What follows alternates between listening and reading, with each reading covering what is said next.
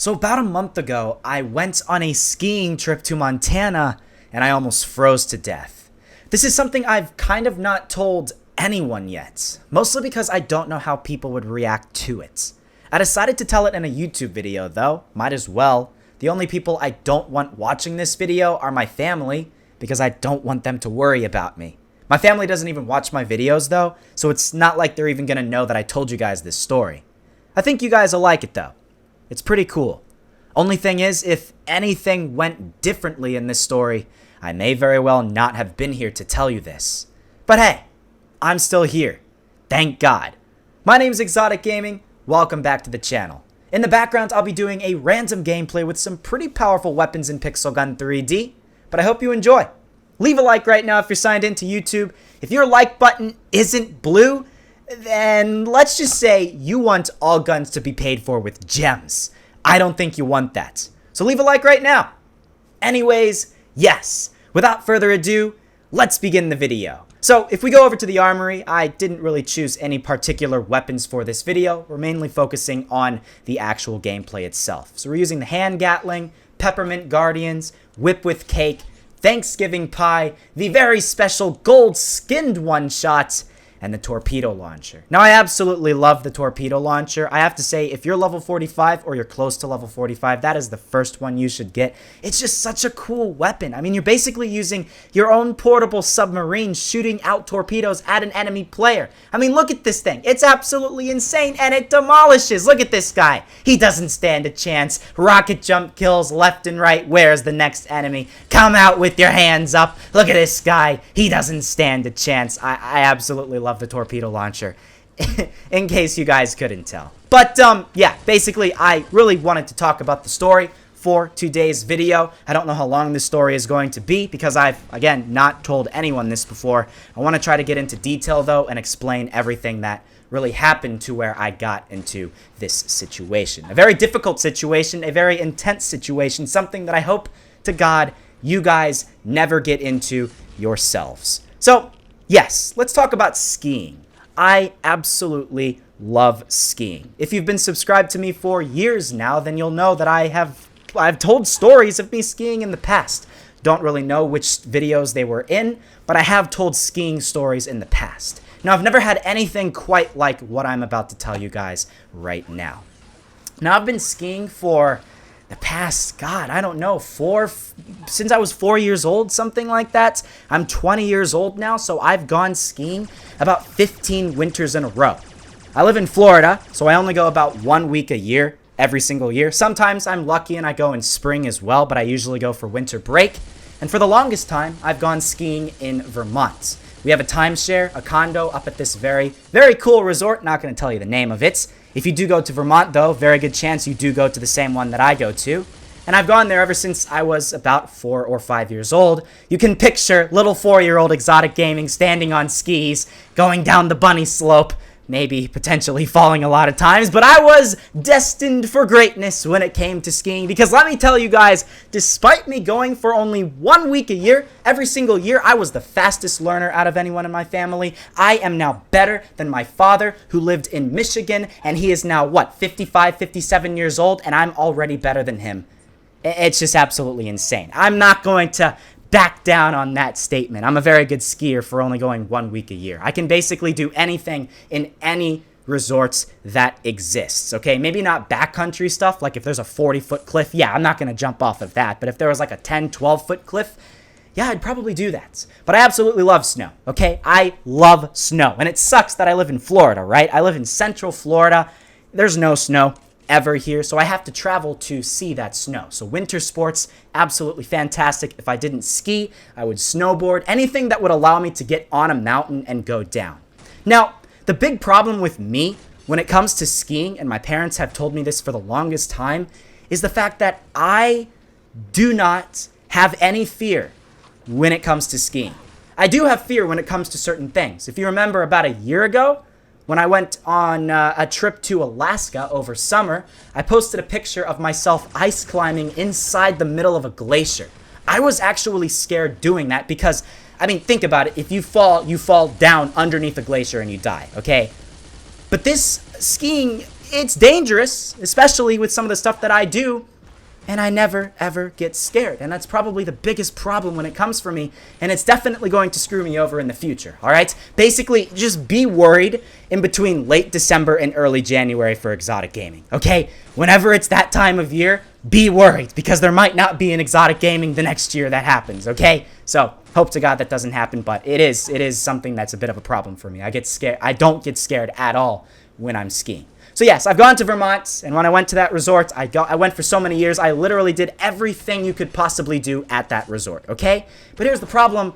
Those mountains are about 3,500 feet tall, at most, and they're just not that big. Anything on the east coast of the United States, New York, Vermont, New Hampshire, Maine, any of those states, the mountains aren't that tall. So I wanted to go out west to go skiing, and my family did as well.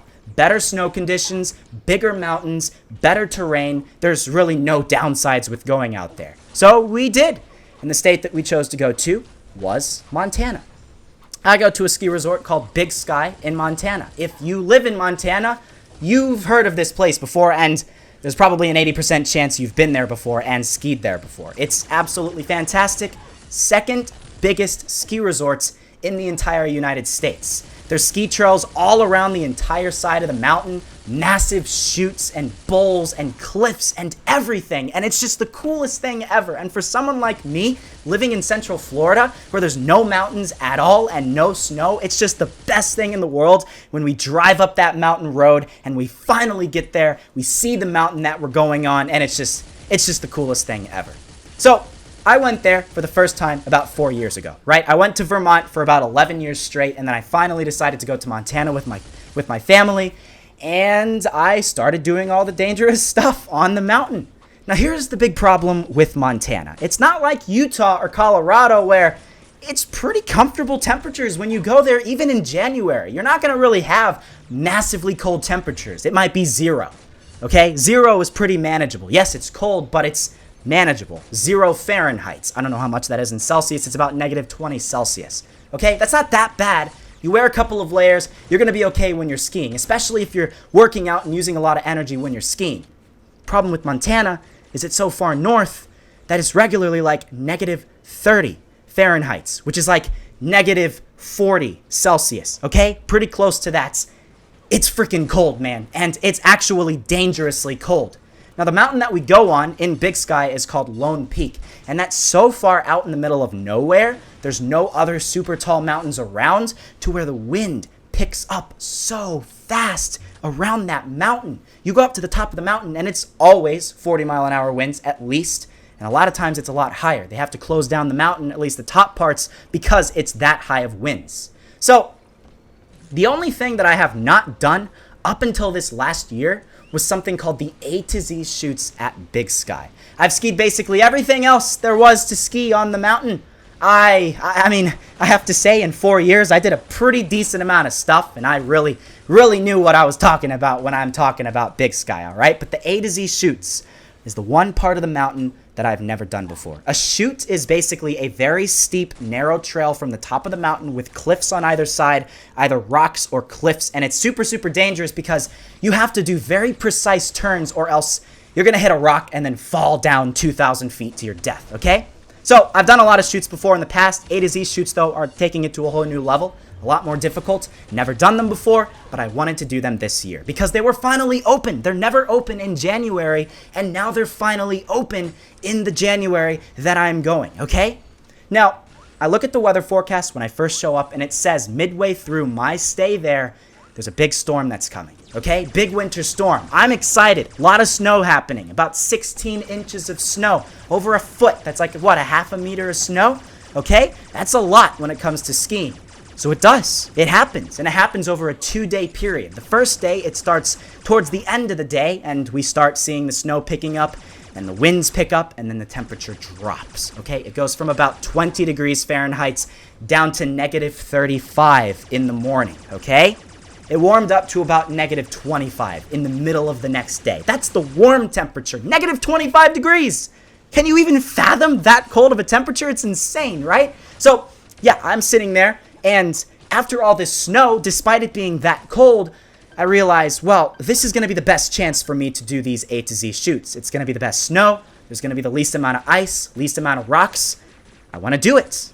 But here's the problem, right? A to Z chutes is a very narrow ridge line. I'm going to show a picture of it right now. That's what it looks like, okay? Very narrow ridge line where you have to walk across the ridge line to get to something you can actually ski down. Because when they say it's open, they don't bother patrolling the whole side of the mountain, okay? But a lot of the things have cliffs at the end that you can't actually ski down. You have to go to very specific ones that you can actually get down safely. The problem is, this trail that you have to hike on to get across to these ones that are open is the most dangerous hiking trail you could possibly walk on in your entire life. Now, I passed by a couple of people along my walk to this chute that I could actually ski down. The picture that you see in the thumbnail of this video is actually a picture that I took of someone coming back the other way because they decided it was way too dangerous to do, and there is no chance they were actually going to walk all the way across the top of the mountain to do that, okay? You have a 3,000-foot drop on either side of you. It's a narrow 1 foot wide trail, and you're trying to walk on that in ski boots, okay? Not regular hiking boots, ski boots. And anyone who has used ski boots before know how difficult it is to walk with those boots on. So imagine walking with that in 2 feet deep of snow with loose rocks hidden underneath the snow. You're basically at spots that are so narrow where, I'm going to show another picture right here, you literally have to hold onto a rope so you don't slip and fall 3,000 feet and die, okay? I've done this hike one time before. The time that I did it before, it had no snow on it, so you're basically walking on just hard-packed snow. Pretty easy to walk on. This time, whole nother scenario, okay? Deep powder. I'm somebody with not very good endurance at all. I have to sit there trudging through this snow. It takes me an entire hour, okay? And the reason why it took an hour, it would have taken about 30 minutes. Well, I had something happen about midway through my trip across this hiking trail, okay? I'm sitting there with about 60-mile-an-hour winds blowing at my face. There we are, on the EZ chutes. I had to walk in blizzard conditions across this, or I could fall down there. Not fine. I'm on this narrow trail where the wind is trying to push me off the mountain. Okay? The wind chill is about negative 60 degrees Fahrenheit or even colder at times. With it negative 25 and then having 50 to 60 mile an hour winds, I mean, honestly, it could probably be even like negative 70 Fahrenheit, okay? My ski goggles were completely fogged up. I had to take them off. I have bare skin exposed, and this snow is pelting me. It's a blizzard. Snow is pelting me. Wind is pelting me. For about 3 weeks after this scenario, I had big spots on the side of my face where the snow was blowing at me, and I seriously thought I had the beginning stages of frostbites. But that's not even the worst part. This was the worst part, okay? I'm going to show a map of what it looks like on one of the cliffs on the edge, okay? If you look, you can see where something called Class 6 is. You see at the bottom there? That's about a 50-foot high cliff. That's bad. I was walking on the top of this ridge line, and I hit a loose rock. My ski boots hit that rock, and I slip, and I start sliding down the mountain, okay? I drop my poles. I start sliding down the mountain. I'm desperately trying to grab onto something to try to hold me and stop me from falling off the cliff that's inevitably 1,000 feet below me. Thank God I hit a rock that stopped me, because if that did not happen, I would have kept picking up speed and I would have probably ended up falling off of that cliff, falling 50 feet, and I don't know what would have happened. It would have been really, really bad. Or what could have happened is I would have ended up falling into a spot that no one could have gotten to. I would have ended up being buried in snow, could have had an avalanche happen. No one would know that I'm there. There's no cell service at this spot, and I would have ended up freezing to death and probably dying. Luckily, that didn't happen, though. It came very close. I mean, seriously, if that one single rock was not there, I would have gotten buried in the snow, No one would have known I was there. No one was there anywhere near me on that hiking trail. No one saw me fall. No one would have known I was there. I didn't tell anyone I was there, which was probably the dumbest mistake. You always are supposed to go with someone else. I went by myself, and, well, it would have ended very, very badly for me. Those couple of pre-recorded videos you saw in January would have been the very last videos you saw from ExxotikGaming. The very last one you would have ever seen from me would have been that Demon Stone versus Evil Demon video. And that would have been the end of ExxotikGaming. That would have been the very, very end. So thank God that did not happen. I eventually got to that chute that I was going to ski down. It was called Little Fatties. That's the name of the chutes. Very, very scary stuff. I'm going to show a picture of what one of the chutes looks like in a clear day. That's what it looks like. Super, super scary stuff. This is probably a video that I'm actually showing you guys right now. And it's scary. I went on it again in better conditions, but when it was the blizzard, man, and it was insane wind, insane cold, and I slipped, I seriously, that's probably the closest I've ever come to dying at any point in my entire life, all right? I tell these YouTube video stories, and I say I'm almost dying. Yeah, I was in a very uncomfortable situation, but I don't seriously think I could have actually died, okay? I talked about a story where there was a girl that tried to stab me in China, all right? You guys remember Crazy Rachel? I wouldn't have died from that. Yes, I would have gotten hurt, but I wouldn't have died. This, on the other hand, I would have probably actually died.